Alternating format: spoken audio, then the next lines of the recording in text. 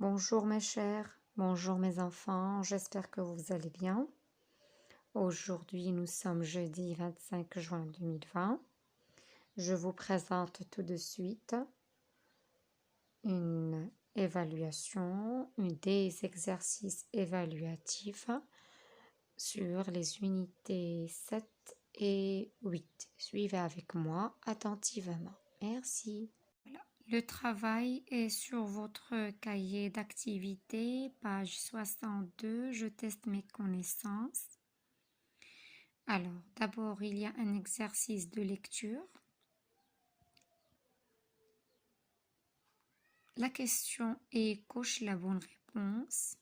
Un poème est organisé en chapitres ou en strophes.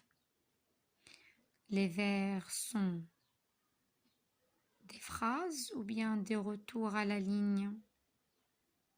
Un poème en forme de dessin, c'est un calligramme ou un kilogramme?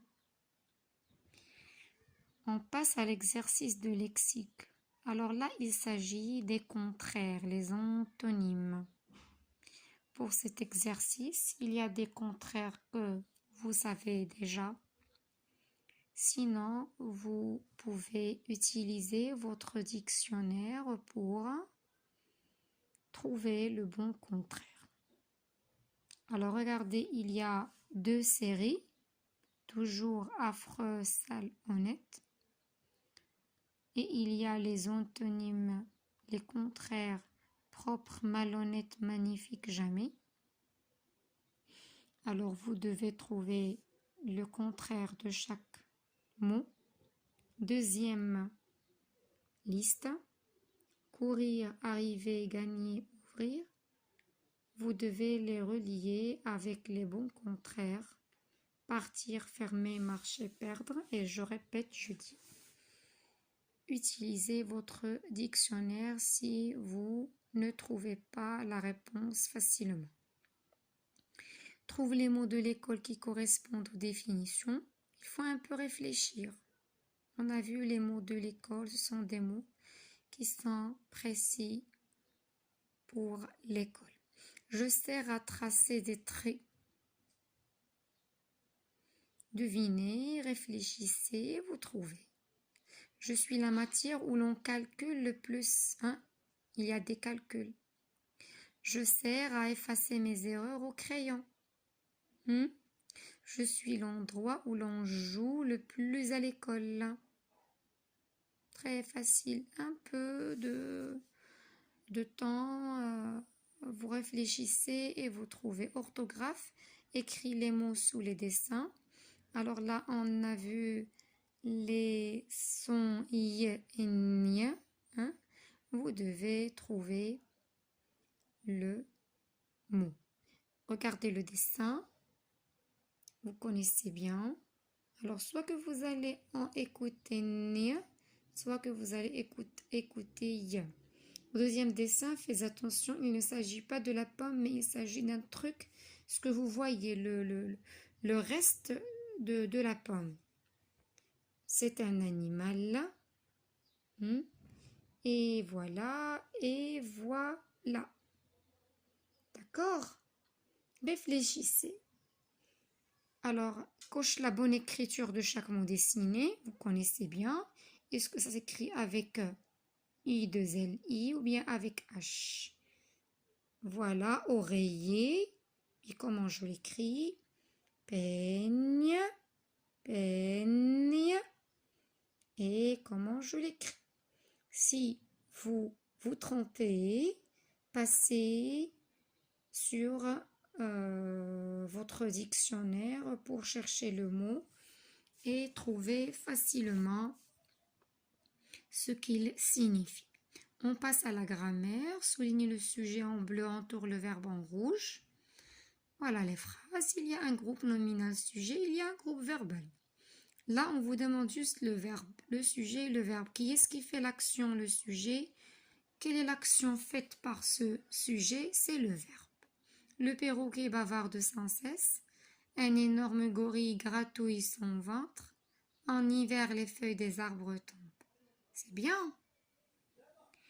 Complète chaque phrase avec un sujet de ton choix. Attention à la terminaison, bien sûr. Première phrase. Alors là, ce sont des phrases qui ont déjà un verbe conjugué, bien sûr. Et c'est à vous de trouver le groupe sujet. Un galope dans les pâturages. Le verbe ici, c'est galope. Regardez bien la terminaison.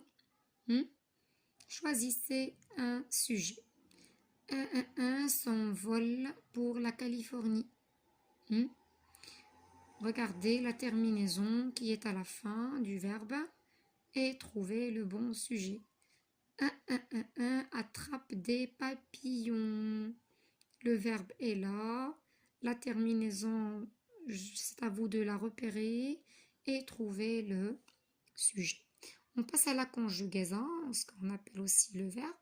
Complète avec le pronom sujet qui convient. Alors là, vous avez des verbes conjugués à l'imparfait.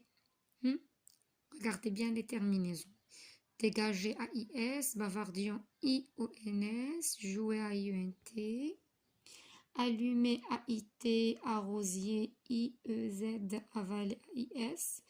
Alors, fait que c'est facile de trouver le pronom sujet. Transforme la phrase à l'imparfait. Voilà. Donc là, vous avez des verbes conjugués au présent. Vous devez les conjuguer à l'imparfait. Vous allez mettre toute la phrase à l'imparfait. Tout simplement, c'est le verbe qui se transforme à l'imparfait. D'abord, vous devez repérer le verbe. Par exemple, les soldats sont à leur poste. Où est le verbe?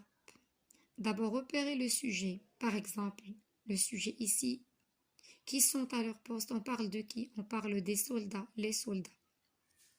Alors là, les soldats, qu'est-ce qu'ils font? Ou bien, dans quel état sont-ils? Trouvez le verbe. Et c'est ce verbe-là que vous allez mettre à l'imparfait. Le cuisinier prépare le poisson. La même chose. Qui prépare le poisson, c'est le cuisinier. Alors le cuisinier fait quoi? Il prépare le poisson. L'action ici, c'est un.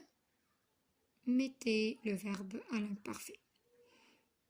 Nous marchons dans le noir. Qui marchons dans le noir? Ce sont nous. Et nous font quoi? Nous marchons dans le noir. Alors le verbe action, c'est un. Vous allez transformer la terminaison du présent avec celle de l'imparfait. Tu allumes les lumières.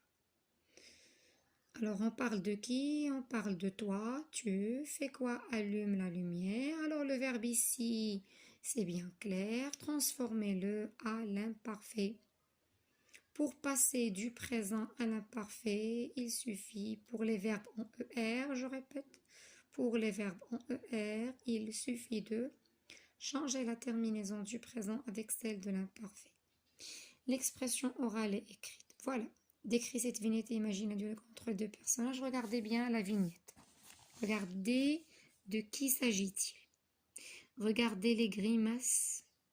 Regardez bien le visage de la maman, le visage du garçon. Regardez la maman, qu'est-ce qu'elle fait, qu'est-ce qu'elle veut dire à son fils. Et alors là, certainement, il y a un petit dialogue entre les deux, d'accord? Je vous demande de décrire une phrase par personnage. Ce que dit la maman, ce que répond son fils. D'accord? Alors, décris cette vignette. Alors, vous devez donner une phrase pour décrire la vignette. Imagine le dialogue entre deux personnages. Alors, pour cet exercice, vous devez le faire sur le cahier de maison. Il n'y a pas assez de place pour décrire la vignette. Et là où vous pouvez écrire le dialogue, d'accord? Pour les autres exercices, vous voulez travailler sur le cahier d'activité, d'accord? Sauf celui de l'expression orale que je vous demande, s'il vous plaît, écrivez sur votre cahier de maison. Dernière question, à l'école. Quelle est la matière que tu préfères? Explique pourquoi. Tout tout simplement. Alors là, euh, c'est à vous de trouver la réponse, c'est à vous de répondre. Il s'agit de vous. Chacun de vous, ben, il y a une certaine matière qu'il préfère, hein?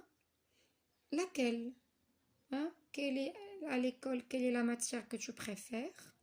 Explique pourquoi. Ben, tu dis pourquoi ça te plaît. Pourquoi tu la préfères, d'accord? Merci mes enfants et je vous souhaite bon courage.